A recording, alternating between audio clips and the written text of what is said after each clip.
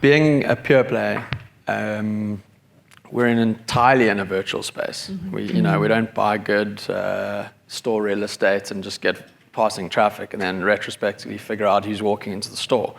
If you don't know who you're targeting, no one walks in, no one bumps into your store. Right. So I think culturally, already, if you're not thinking about data, you're not thinking about who you're targeting, you're not going to get traffic. Right. I think the second interesting thing, in a previous life, I would think about positioning a brand and marketing in a traditional sort of agency format, and you would take a very roundabout view of a customer. You might position your brand on some kind of, on two axes, maybe like high value, low value, and, trendy, not trendy, or whatever it is. And then you kind of like, we're near this sort of space of brands. And then you would extrapolate from that the type of consumer that would go to those brands. And, you think in demographic terms. So what's the gender split and, what's the age? And that then follows through into the media that you buy. You buy TV that way. You buy radio that way. You target an LSM, you target a location, you target an age, and that's about it. And that's kind of what works. I think when you move into a digital space, the way you purchase traffic starts becoming one-to-one. You can go via Facebook or Google AdWords and go, who do you want to target? And you can target that way. You can say, I want to get this age and I want to, but very quickly you realize from a performance standpoint, everything is moving into programmatic targeting. And programmatic targeting doesn't care what the actual demographic definition is. It cares how you behave. So it doesn't think in terms of 21% of our customers are female of this age and this region, because programmatic doesn't care.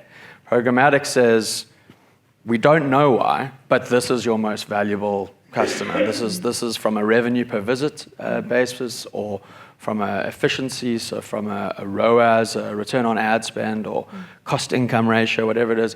You're just constantly seeing sort of an obscure audience that's actually largely nameless, faceless, in terms of how cheap it is and what return you get. And immediately that changes your kind of agency-led need to think about audiences in like demographic terms, and you start thinking about them in behavioral terms. And if programmatically the end game is that you start targeting segments and then sub-segments and then ultimately one-to-one, right? What that looks like in our business is something we call the single customer view, which isn't that complex, really. It's every single user ID has a number, and we are constantly endeavoring to store as many unique fields of data against those users as possible. Yeah. So broadly speaking, we split that into 3 silos. One silo is demographic. So if you visualize it as a table, maybe we have 15 it's more like 25 demographic fields. Then the transactional stuff, which is expected. You just store for Lena, your order data. So what are you buying? What's in that basket? What's the value? What platform did you buy off? Was it an app? Was it mobile? And that's probably another 100 fields. And so if you've got demo and then you've got transactional, the third, which is actually the most elusive, is psychographic. And it took a while for us to understand that, because I might have like huge amounts of data that say you have 22,000 people who like G-Star and live in Sandton and buy 4 times a year on a basket size of 1,500 Rand.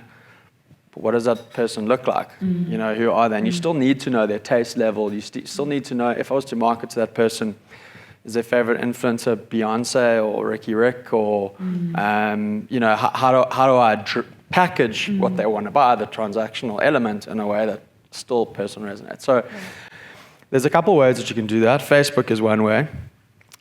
So you can, which is why Zuckerberg's in trouble, but you can inject email data, so email addresses. It'll find corresponding accounts, and in aggregate, based on what those accounts have liked, for example, you will pick up media interests. What are the favorite bands or music or whatever? Another way, we survey. So right now there's a survey on Superbalist. It's got about 45,000 respondents, which is a decent sample in the last 30 days. And then in our organization, we have we sort of discern between BI and data science. Okay, so BI largely are the custodians of historical data, so that they actually are doing the data warehousing and engineering and just showing what is. What data science do is they predict and model what the future will do. And so Google's doing this programmatically all the time, but now that we've got a single customer view of, let's say, 500,000 customers, all you now need to do is reverse out, okay, I want to target people who spend 2,000 Rand or more on Android apps across the following categories. And data science will be able to reverse out a segment. But then they start predictively modeling what that audience will continue to do over time. And so if, for example, a user makes a purchase in that group, makes a purchase every 3 months, and each purchase incrementally grows sort of the basket value by 15%, they can start trending forward using machine learning. Well, over a period of 12 months, 24 months, 3 years, we can predictively forecast what the income or the customer lifetime value of that segment should give us. And so then you start thinking in segments and data sciences. The segment might be a tiny part of your business today, but predictively we forecast it will trend to becoming a material part of yours, or should. And then that is targeted. So we all then take that audience that might be 15% of our business now, but we understand based on its behavior and how it maps to the South African demographic that we're trying to target, it needs to be 30% of our business or 40% of our business, and we'll inject it into Google or whatever else and chase it down as well as we can.